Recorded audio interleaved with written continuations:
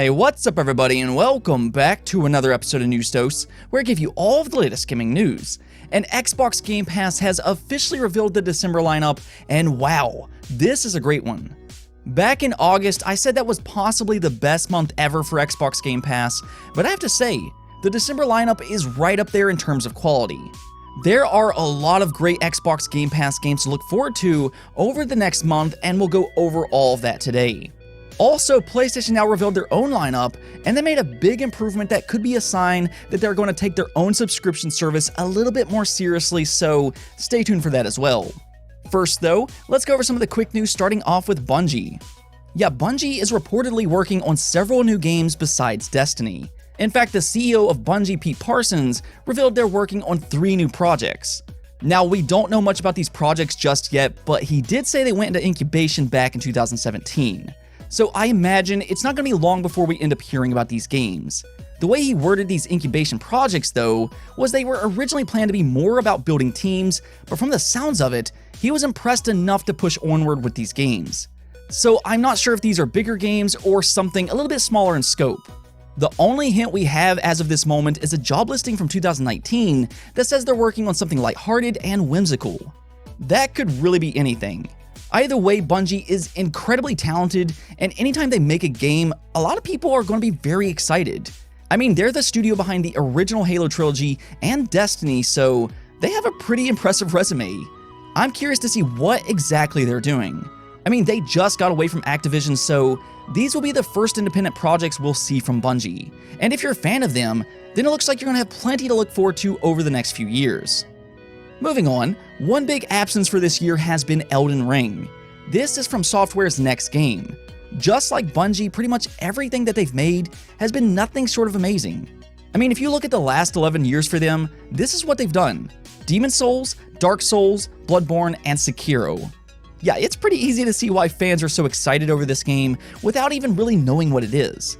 They are easily one of the best studios in the entire industry. Right now though, all we have is a small teaser of Elden Ring, and yet it's still one of the most highly anticipated games for 2021. Now that's saying a lot, but then we also know the author of A Song of Ice and Fire, aka Game of Thrones, collaborated on Elden Ring. That means you have one of the best developers working on Elden Ring, and then one of the most celebrated authors in recent years, George R.R. Martin. I mean, sure, he's an incredibly slow writer, but he is very good at what he does. Still though, when are we actually going to see Elden Ring? That's the question. Well, according to a report by Altchar and an insider on Resetera, Elden Ring was originally planned to release in early 2021. However, things have changed and it's now been internally delayed by a few months. So we're probably looking at a summer release for Elden Ring if all of this is true. With that said, this has not been confirmed just yet, so take this with a grain of salt. Regardless, if I were to guess, I'm thinking we might see Elden Ring show up at the Game Awards. Maybe we could finally get a gameplay reveal there. If this game really is planned to release in mid-2021, I would think that they would have to show it sometime soon, and what better place to do it than the Game Awards? Now, if it doesn't release until after June, it could show up at E3 if there is an E3 next year. We'll have to wait and see how all that pans out, but I know one thing. I'm definitely excited to see Elden Ring whenever that may be. Also, one of last generation's most memorable games was Red Dead Redemption 2. It's by far one of my favorite single-player driven games last generation, with an amazing story, phenomenal characters, an engrossing world, and just the attention to detail by Rockstar was just absolutely mind-blowing. They did an incredible job with Red Dead Redemption 2. The thing is, they also added Red Dead Online after the initial release. This is kind of like what they did with Grand Theft Auto 5. The problem though is that not everybody wants to buy Red Dead Redemption 2 at full price in order to play its multiplayer. There is a portion of the community who just wants to play multiplayer. Well, today I got good news if you are one of those people. You can now buy Red Dead Online as a standalone product, and it's being heavily discounted.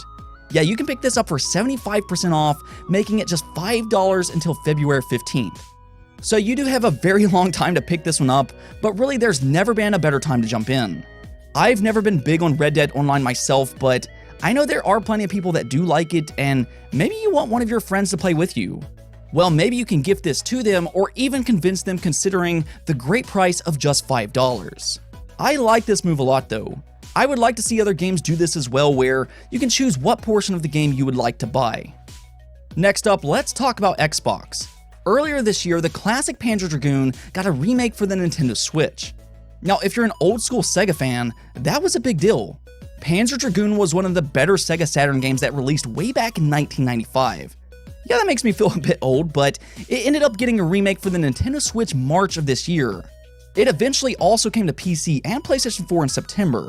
It even came to Google Stadia, but many Xbox fans have been wondering, will it come to the Xbox as well? Panzer Dragoon does have a history on Xbox devices, and many fans have very fond memories of Panzer Dragoon Orta on the original Xbox.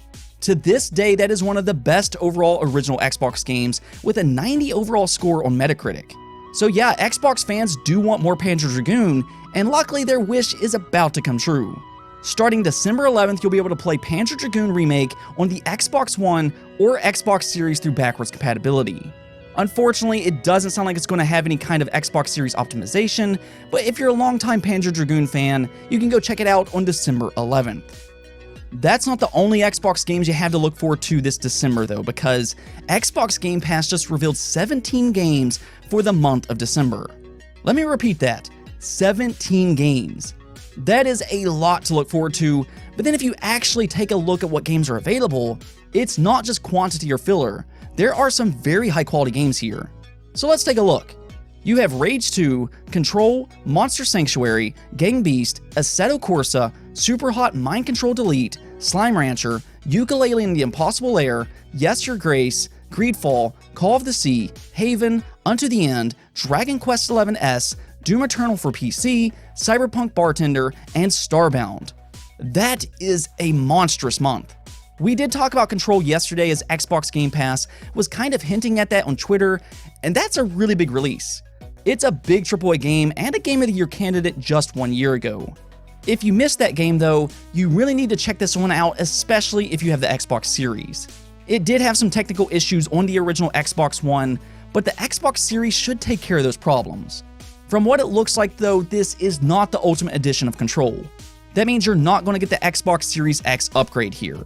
That's a little bit disappointing, but still, it's a great game nonetheless. I'd also highly recommend Yooka-Laylee and Dragon Quest XI. Both of these are some of the better games within their respective genres. I'm a big fan of Rare games, and Impossible Lair takes me back to Donkey Kong Country. It's a great game, and then of course Dragon Quest XI is perfect for fans of old school JRPGs. And then you have games like Greedfall, Rage 2, Starbound, and Superhot, and these are nice fun games as well. You even have Call of the Sea, which is a brand new Xbox Series release. I'm certainly excited to check that game out for myself when it releases on December 8th. I mean, this really is a strong month, and possibly, this might be the best month ever for Xbox Game Pass. It's probably between December and August earlier this year. Back in August, they had several day one releases including Battletoads, Tell Me Why, Wasteland 3, and Flight Sim. So I'll let you decide on which month you think is better, but it really shows you how good of a job Xbox Game Pass continuously does. They definitely know what they're doing, and this is why fans are so hyped up about Xbox Game Pass. And speaking of that, it seems like Sony is ready to take the next step for PlayStation Now. While PlayStation Now has kind of lagged behind Xbox Game Pass and new releases, they have been improving PlayStation Now over the last 12 months. They have put in some bigger games here recently, and they also added Control not long ago. The problem that I often have with PlayStation Now is Sony's policies. To me, it always seems like they've had one foot in and one foot out. They just won't fully commit to it, and even when you see them release their big first-party games into the service, it's usually for a very limited amount of time. That's never set well with me, but maybe Sony is having a change of heart here. They did reveal the PlayStation Now December lineup as well, so let's check it out. You have Stranded Deep, Broforce, The Surge 2, Darksiders 3, Wreckfest, and the big one, Horizon Zero Dawn. This is overall a very solid lineup, but if you take a look at the fine print, it doesn't say that Horizon Zero Dawn will be leaving anytime soon. That means Sony might be committed enough to fully release some of their big first-party games into PlayStation Now without yanking them out in just a few short months. Once again, we're seeing gradual improvement, and that's what I like to see. Now, they still do have some things that they need to work on. I would like to see them get some day one releases like Xbox Game Pass does, and while I don't expect them to release their first-party games into PlayStation Now day one, maybe they could do a staggered release 6 to 12 months later. That would be a major move, and Jim Ryan recently in an interview did hint at some kind of Xbox Game Pass competitor. So maybe they're going to make more big changes to PlayStation Now going forward, and this could be a start. To be fair, I do want to point out that while PlayStation Now doesn't necessarily get day one releases, PlayStation Plus does. They've actually had several recently. Last month, as an example, Bugsnax came to PlayStation Plus day one, then December you have Worms Rumble, and then in a few months you also have Destruction All-Stars, which will also get a day one PlayStation Plus release. So something else Sony could possibly do is combine PlayStation Plus with PlayStation Now. The combination of the two with a good price could be a pretty good incentive of buying in. Either way, I'm just glad to see them throw in a first-party game this month that they're not going to take away soon. I hope this is a sign for what's to come in the future, but we'll have to wait and see. Anyways though, that's it for this episode, but if you liked the video, don't forget to bell notification and subscribe button for more content just like this. Also, if you'd like to support the channel through Patreon, thank you for making this content possible. Peace out.